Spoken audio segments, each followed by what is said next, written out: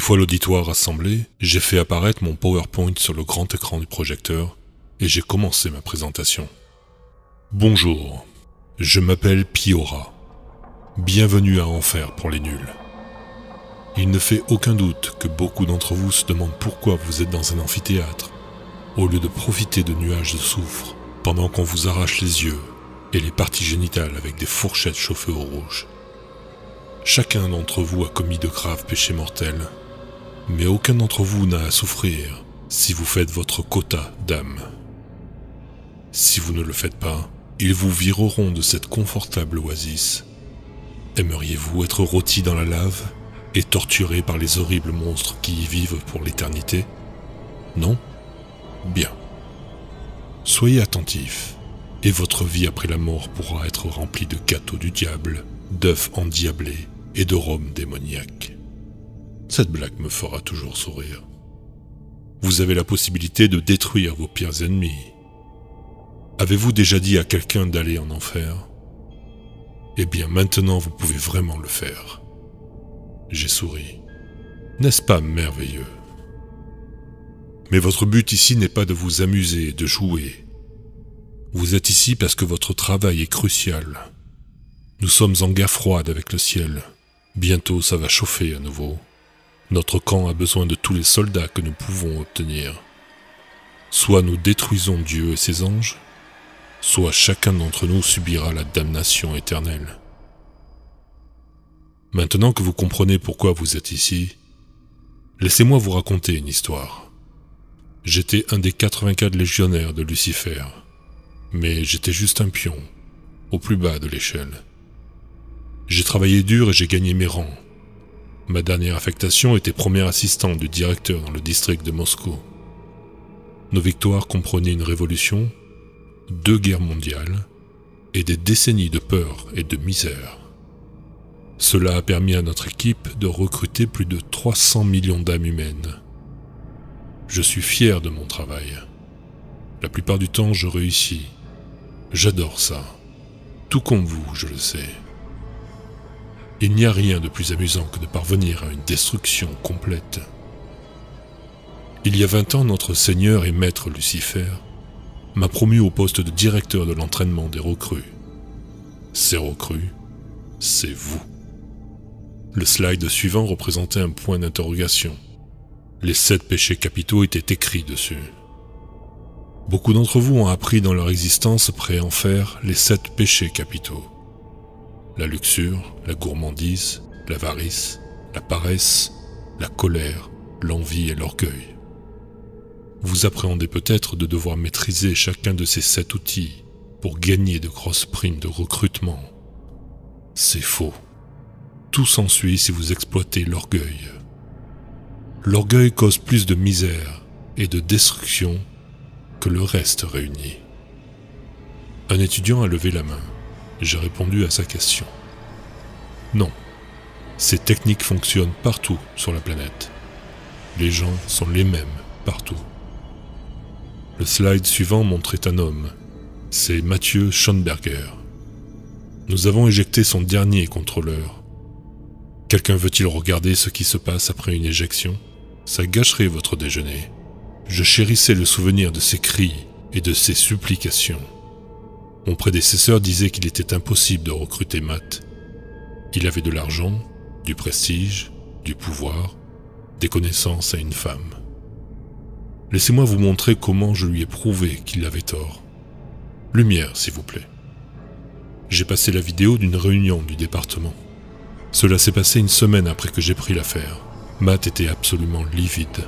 Il gardait son sourire en plastique, mais au fond de lui, il voulait tuer sa chef de service. Un patient s'était plaint à l'hôpital du nombre de tests effectués par Matt alors qu'il hurlait de douleur. Il s'est avéré qu'il avait la grippe, mais Matt pensait que c'était une crise de vésicule biliaire. Au lieu que Matt prenne ça comme une leçon, je lui ai chuchoté des justifications pour son action. Il devait être prudent et ne pouvait pas risquer un procès pour faute professionnelle. Je lui ai dit qu'elle était une responsable totalement incompétente. Comment osait-elle se moquer de lui devant tout le monde? Elle ne pouvait pas comprendre ses sentiments. Matt n'avait pas touché à l'alcool depuis 7 mois. Mon travail consistait à réduire l'effort de l'équipe qui le maintenait en sobriété. Ce matin-là, j'ai fait en sorte que Matt se souvienne de cette lueur chaleureuse et de la promesse que la solution à ses problèmes se trouvait dans une bouteille de Jack Daniels. Je suis celui qui a poussé Matt à la colère. Au début, j'ai à peine modifié les propos de sa chef de service. Comme elle se justifiait, je les ai déformés davantage. J'ai transformé une illustration destinée à toute l'équipe en une insulte délibérée. Puis, alors qu'il travaillait le reste de la journée, j'ai soigneusement implanté des pensées à Matt. Elle est lesbienne. Elle déteste les hommes. C'est pas ta faute. Elle veut se débarrasser de toi parce que tu es un homme. Elle est jalouse de tes qualités. Tu vas leur montrer. Mais le point sur lequel j'ai insisté le plus était « Tu es fatigué. Tu veux regarder la télé et aller au lit. » Des travaux ont ralenti le trafic d'autoroute sur le chemin du retour de Matt. Je lui ai chuchoté à l'oreille de les faire bouger en klaxonnant. On le voit talonner le semi-remorque, klaxonner et jurer. A-t-il changé le comportement du camion qui le précédait? Bien sûr que non. Le conducteur était une relique psychédélique, avec 500 watts d'audio dans la cabine. Il ne savait pas que Matt était là, et ne s'en serait pas soucié. La colère de Matt n'a servi à rien, sauf à le rapprocher de moi. Quand il est entré, je l'ai rendu malheureux en lui disant que tout le monde aurait dû voir qui il était, et le laisser entrer plus tôt. C'est un point essentiel. Ne jamais permettre à un humain d'être reconnaissant. Toujours maintenir l'illusion que leur action cause tout. Je suis passé à un nouveau slide. Laissez-moi vous montrer les perspectives de la situation sur cette autoroute. Premièrement, la façon dont nos prospects l'aperçoivent. Regardez comment nous agissons de voiture en voiture. Ils pensent que les autres personnes et les embouteillages sont les seules raisons pour lesquelles ils passent du calme à l'agacement et à la colère. Mais la vérité est autre. Chaque humain sur Terre a toujours au moins un démon avec lui. Certains ont plusieurs démons. Comment agiraient-ils s'ils savaient que leurs pulsions de rage au volant ne sont peut-être que des chuchotements de notre part? Nous ne pouvons remporter la victoire qu'en équipe, en nous aidant mutuellement dans notre lutte commune. Si vous vous soutenez mutuellement dans vos efforts, nous gagnerons. Nous avons passé des années à vous faire croire que vous étiez spécial, le plus méchant ou le plus triste, le plus courageux ou le plus nul. Nous appelons cela l'unicité terminale. Rappelez-vous, c'était notre façon de vous détruire. J'avance la vidéo jusqu'à ce que Matt soit rentré chez lui. Matt s'est affalé dans le fauteuil de la salle à manger. « Journée pourrie », dit-il à Anne, sa femme. Son fils Yann se tenait derrière sa mère, s'accrochant à sa jambe. « Papa est encore malade ?»« Non, » dit Matt. « Je suis juste fatigué. » Anne lui a lancé un regard noir. « Franchement, je suis complètement sobre. » Il a souri au petit Yann. « Je vais bien. » Après le dîner, il a pris des chips et s'est installé devant la télé. J'ai mis la vidéo en pause pendant un moment. « Classe, vous devez être très attentif à ce que j'ai fait ensuite. J'ai répertorié ses 47 ressentiments. Ce sont des souvenirs de son passé qui le mettent en colère, le rendent triste ou lui font honte. Quand je l'ai passé, son cerveau lui faisait revivre cette douleur. Une fois qu'il était dans son fauteuil et regardait Dexter, je l'ai fait travailler dur. J'ai commencé par les plus légers, et j'ai augmenté cet inconfort jusqu'à ce qu'il s'empiffre tout le paquet de chips. Il n'avait pas faim, il venait de manger son dîner. Mais je l'ai entraîné de la même façon que les humains entraînent un chien. Chaque fois qu'il était anxieux ou stressé, il mangeait pour compenser. Cela renforçait l'idée que la réponse au problème dans sa tête est la consommation. Il pensait qu'il utilisait ses propres actions pour se contrôler. Peu après avoir remis la vidéo en lecture, le portable de Matt a vibré. C'était un SMS de son parrain des alcooliques anonymes. « Matt, tu ne viens pas à la réunion de ce soir? Comment vas-tu? Vincent. » Matt a envoyé un texto disant « Journée horrible à l'hôpital, épuisé, je vais aller me coucher. J'ai montré l'écran. Vous voyez comment la fierté de Matt joue contre lui? Il est en train d'exploser, mais il est trop fier pour l'admettre à quiconque, même à lui-même. Au lieu de cela, il s'accroche à l'idée qu'il peut tout gérer par ses propres actions et sa volonté. Je devenais plus fort, et il ne le savait pas. Il pensait avoir le contrôle quand il a ajouté 2 autres addictions, la nourriture et la télé. Vous vous demandez peut-être ce que j'ai fait pour que Matt boive. L'écran montrait une soirée piscine. Ici, nous voyons un petit mais crucial exemple de travail d'équipe. Regardez le contrôleur de Matt, demandez au contrôleur de cette voluptueuse jeune femme de lui donner une bouteille de bière. Un geste simple, il n'a duré qu'un instant. Pourtant, sa signification dans la destruction de Matt était cruciale. Le contrôleur de Matt lui a ensuite dit que ses mois d'abstinence prouvaient qu'il pouvait boire sans danger et qu'il méritait un verre pour célébrer sa maîtrise de soi. Puis son contrôleur lui a fait revivre les mêmes ressentiments que j'ai mentionnés plus haut. Matt a consommé cette bière pour noyer les problèmes dans sa tête, comme si c'était des chips. Rappelez-vous, toutes les addictions ne sont qu'un symptôme du problème, la misère et l'orgueil.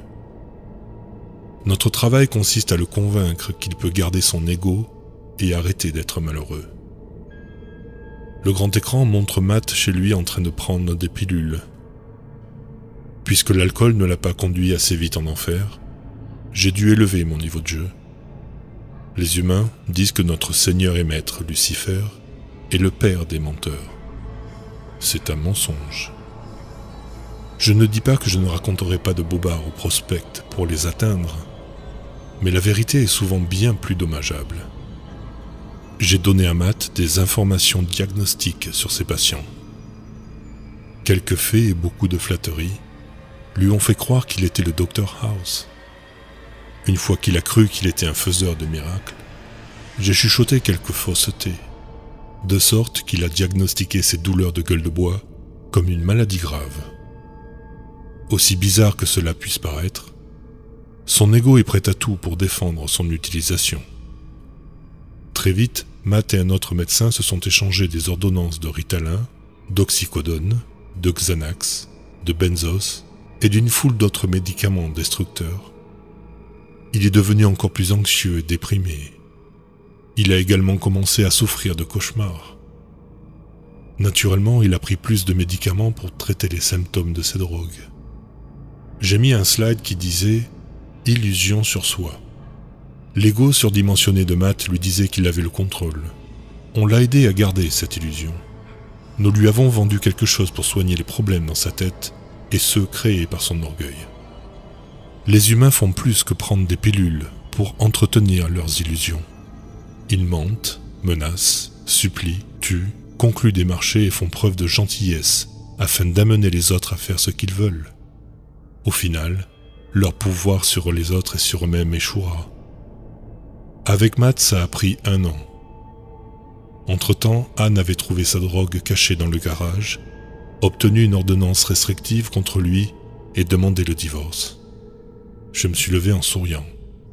4 mois plus tard, nous avons remporté une victoire totale.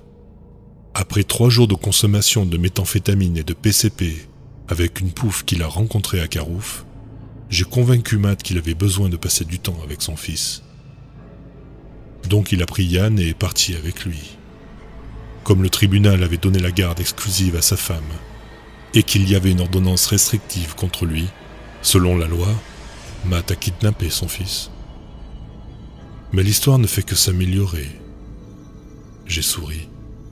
Je ne me suis jamais autant amusé. Ici, Matt nous amène Yann et moi. J'ai dit à Matt qu'il devait aller plus vite. Plus vite, plus vite. Et il l'a fait. Regardez cette famille qui marche sur le passage piéton, alors que Matt brûle le feu rouge à 73 km/h dans une zone à 40. Je dois remercier les anciens contrôleurs de la mère et du père pour leur excellent travail d'équipe. Ils ont retardé tout le monde assez longtemps pour que Matt puisse faire un strike. Des petites taches de lotion de bébé sur le pare-brise, alors que Matt écrasait les enfants. L'impact du 4x4 a écrasé la poitrine de papa et a fracassé son crâne contre la route. Mais le meilleur, c'était maman. L'accident lui a enfoncé la tête dans le pare-brise de Matt. Et ce n'était pas fini. Matt a fui la scène avec maman sur le capot. Un hélicoptère de la chaîne de télévision a diffusé la scène en direct. C'est elle qui s'envole dans le pare-brise alors que nous roulons à plus de 180 km/h. Observez comment son cou s'est brisé et son corps décapité s'est effondré sur l'autoroute. Ce qu'ils n'ont pas montré aux téléspectateurs, c'est le plaisir que nous avons eu à faire rebondir sa tête dans le véhicule. L'écran montre les barrages de police. Les flics locaux ont essayé de mettre fin au spectacle, avec une bande crevaison en travers de l'autoroute. Mais je n'allais pas les laisser gâcher la fête si rapidement. Là, Matt a frappé un officier et mordu un second. Ils l'ont frappé avec leur matraque, mais il était tellement défoncé qu'il n'a rien senti. Ils ont dû le taser 3 fois. À ce moment-là, Matt avait la totale. De 5 chefs d'accusation d'homicide involontaire à la conduite en état d'ivresse avec un mineur dans le véhicule. Nous voyons ici Matt se réveiller en prison, meurtri, battu, et sans aucune idée de comment il est arrivé là. Il savait que ce n'était pas bon. Là, c'est Matt menotté à la table dans une salle d'interrogatoire. Il lui montre les images du photoradar de son 4x4 percutant cette famille. Regardez l'expression de son visage. Choc, incrédulité et dégoût de soi. C'est encore mieux quand il regarde les images télévisées et la vidéo de l'arrestation. Nous avons à présent le bouquet final pour Matt. Je rayonnais de fierté en avançant la scène qui s'est déroulée il y a 5 jours. Elle montrait Matt en train de se pendre avec une corde faite à partir de ses draps. Avant de nous répartir en modules d'entraînement individuels, je devais vous montrer comment nous avons remporté une victoire totale hier soir. Non seulement ça, mais nous avons de merveilleuses perspectives avec Ian et Anne. Ian a maintenant un trouble de stress post-traumatique majeur, tandis que Anne est déprimée, pleine de ressentiment et d'amertume. On devrait les voir tous les deux ici bientôt. J'adore faire des recrues. C'est mon travail et ma gloire d'apporter la destruction et la damnation éternelle de l'homme.